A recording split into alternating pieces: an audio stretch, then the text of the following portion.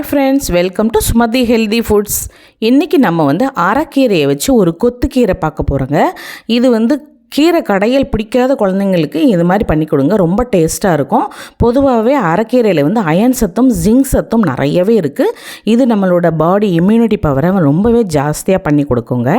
நான் ஒரு கட்டு அளவுக்கு அரைக்கீரையை நல்லா வாஷ் பண்ணிவிட்டு இந்த மாதிரி குட்டி குட்டியாக கட் பண்ணி வச்சுருக்கேன்.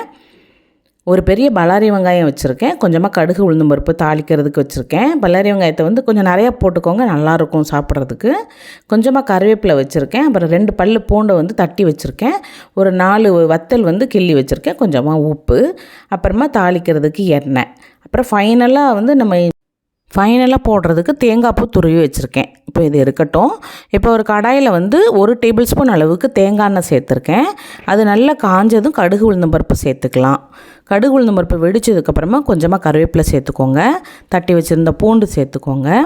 காஞ்ச மிளகா சேர்த்துக்கோங்க. இதுக்கு பதிலாக நீங்கள் பச்சை மிளகா கூட சேர்த்துக்கலாம். கீரையும் பச்சையாக இருக்கிறதுனால, பச்சை மிளகா பச்சையாக இருக்கிறதுனால குழந்தைங்க சாப்பிடும்போது கடி போடும். அப்புறம் அவங்க அன்னீஸியாக ஃபீல் பண்ணுவாங்க. இதுன்னு நீங்கள் எடுத்து வச்சுட்டு அவங்களுக்கு சர்வ் பண்ணிக்கலாம். அதனால தான் நான் வத்தல் சேர்த்துருக்கேன். கொஞ்சமாக காயப்பொடி சேர்த்துக்கோங்க வாசனைக்கு. கட் பண்ணி வச்சுருந்த பல்லாரி வெங்காயத்தை, நான் பெருசாக இருந்ததுனால 1 கட் பண்ணியிருக்கேன். நீங்கள் சின்னதாக இருந்துச்சுன்னா 2 பல்லாரி வெங்காயம் சேர்த்துக்கோங்க. இதை நல்லா வதக்கி விட்டுக்கோங்க. இது வதங்குறது நல்லா கண்ணாடி பதம் வரணும். அதை நல்லா கலர் சேஞ்ச் ஆகி கண்ணாடி பதம் வர்ற அளவுக்கு வதங்கணும். அப்போ தான் இந்த டிஷ் நல்லாயிருக்கும்.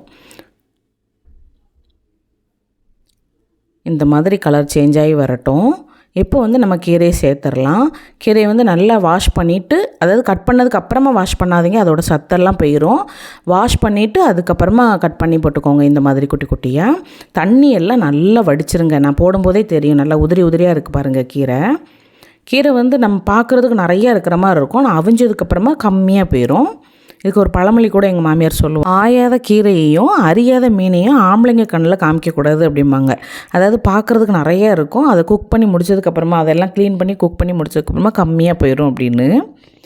இப்போ நான் கீரை சேர்த்துருக்கேன். சேர்த்துட்டு தண்ணி இதுக்கு 2 பாருங்கள் 1/4 டம்ளர் தான் போட்டிருக்கேன். இது அடி பிடிச்சிடக்கூடாதுன்றதுனால மட்டும் இதை சேர்த்துக்கோங்க. ஜாஸ்தியாக சேர்த்துட்டனாலும் டேஸ்ட் இருக்காது. இப்போ கீரையை அப்படி லைட்டாக அப்படி பொத்தி அமுக்கிட்டு ஒரு மீடியம் ஃப்ளேமில் வச்சுட்டு கரிஞ்சிடாமல் வேக வச்சுக்கணும். இப்போ நம்ம போட்ட கீரை எப்படி பாதியாக உள்ளே போயிட்டு பாருங்கள். இந்த மாதிரி டக்குன்னு வெந்துடும். இது பண்ணுறதுக்கு ரொம்ப நேரம் ஆகாது. நிறைய ஜாமான்லாம் தேவைப்படாது. கம்மியான இதுலேயே ரொம்ப சத்தாக ரொம்ப ஹெல்த்தியாக பண்ணிடலாம். இது நல்லா கிளறி விட்டுக்கோங்க. உப்பு ஃபஸ்ட்லேயே சேர்த்துற வேண்டாம், கீரை கடுத்து போயிடும். நல்லா வெந்ததுக்கு அப்புறமா தான் உப்பு சேர்க்கணும். ஃபஸ்ட்லேயே உப்பு அது கீரை குவான்டிட்டி நிறையா இருக்கும். அப்போ நீங்கள் உப்பு சேர்த்துட்டிங்கன்னா அது கம்மியானதுக்கப்புறம் உப்பு கைக்கிற மாதிரி இருக்கும். அதனால நல்லா வேகட்டும். இது இன்னும் கொஞ்சம் வேக வேண்டியது இருக்குது. ஒரு 5லேருந்து 7 நிமிஷத்துலேயே இது நல்லா வெந்துருங்க. இந்த கீரையில் நல்ல கான்ஸ்டிபேஷன் அப்படின்னு சொல்லக்கூடிய மலக்குடல் ப்ராப்ளம், அப்புறமா நரம்பு மண்டலத்தை நல்லா பாதுகாக்கும். அப்புறம் கேஸ்ட்ரிக் ப்ராப்ளம் கூட இல்லாமல் இது நல்லாவே பார்த்துக்கிடுங்க. இப்போ நல்லா வெந்துட்டு, இப்போ தேவையான அளவுக்கு நான் கல் உப்பு சேர்த்துருக்கேன். இந்த கீரைக்கு கம்மியாகவே உப்பு சேருங்க, நிறைய உப்பு எடுத்துக்கிடாது. உப்பு சேர்த்ததுக்கு அப்புறமா நல்லா இதை கிளறி விட்டுக்கோங்க. நல்லா வெந்துட்டு, கீரை கடையில் நிறைய குழந்தைங்க சாப்பிட மாட்டாங்க. பார்க்க அந்த மருதாணி மாதிரி இருக்குது, அந்த மாதிரி ஒரு மாதிரி ஃபீல் பண்ணுவோம். என் குழந்தைங்கள்லாம் அப்படி தான் சொல்லுவாங்க. அப்போ அடிக்கடி நீங்கள் இது பண்ணி கொடுங்க, ரொம்ப நல்லாயிருக்கும். இதை அப்படியே வெறுமனையே வச்சு சாப்பிடலாம், சூப்பராக இருக்கும். இப்போ நல்லா வெந்துட்டு எவ்வளோ உதிரி உதிரியாக இருக்குது பாருங்கள். இந்த மாதிரி கன்சிஸ்டன்சியில் இருக்கணும். இப்போ நான் 2 கைப்பிடி அளவுக்கு தேங்காய் பூ, அதாவது தேங்காய் அரைச்சி சேர்க்காதீங்க, நல்லா பூவாக சேர்த்துக்கோங்க. தண்ணி எதுவும் இல்லாமல் இந்த மாதிரி நல்லா உதிரி உதிரியாக இருக்கணும். இது நல்ல சாம்பார் சாதம், காரக்குழம்பு, வத்தக்குழம்பு, வெந்தய குழம்பு, அதுக்கெலாம் ரொம்பவே சூப்பராக இருக்கும். சின்ன குழந்தைங்களுக்கு இந்த மாதிரி பழக்கி கொடுத்தீங்கன்னா அவங்க ரொம்ப, இது கீரைனே தெரியாது அவங்களுக்கு. சின்ன குழந்தைங்களுக்கு சொல்லாமல் கொடுத்துருங்க, ரொம்ப நல்லாயிருக்கும், டேஸ்ட்டாக இருக்கும். இது இப்போ அந்த சளி, இந்த இருமல்லாம் ஜாஸ்தியாக இருக்குது குழந்தைங்களுக்கு, இதை அடிக்கடி செஞ்சு கொடுங்க. இந்த கீரை நம்ம உடம்புல உள்ள ஹீட்டை அதிகப்படுத்தி கொடுக்கும். அதனால் சளி, இருமல் அதிலேருந்து கொஞ்சம் பாதுகாக்கும் குழந்தைங்கள.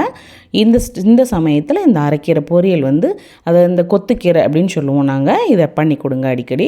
செஞ்சு பார்த்துட்டு எப்படி இருக்குன்றதை உங்களோட ஃபீட்பேக் என்கிட்ட ஷேர் பண்ணுங்கள். இதை நம்ம சாப்பிட்டு பார்த்துடலாம். ரொம்ப சூப்பராக இருக்குது. நல்லாவே வெந்து வந்திருக்கு. அவ்வளோதான், அடுப்பை ஆஃப் பண்ணிடணும். இதுக்கு மேலே அடுப்பில் வைக்க வேண்டாம், பாத்திரத்தில் மாற்றிடுங்க. இந்த வீடியோ உங்களுக்கு பிடிச்சிருந்துச்சுன்னா வீடியோ லைக் பண்ணிடுங்க. நம்மளோட சேனல் சுமதி ஹெல்தி ஃபுட்ஸை சப்ஸ்கிரைப் பண்ணிக்கோங்க. நாளைக்கு சூப்பரான இன்னொரு ரெசிபியோடு சந்திக்கிறேன். தேங்க்யூ.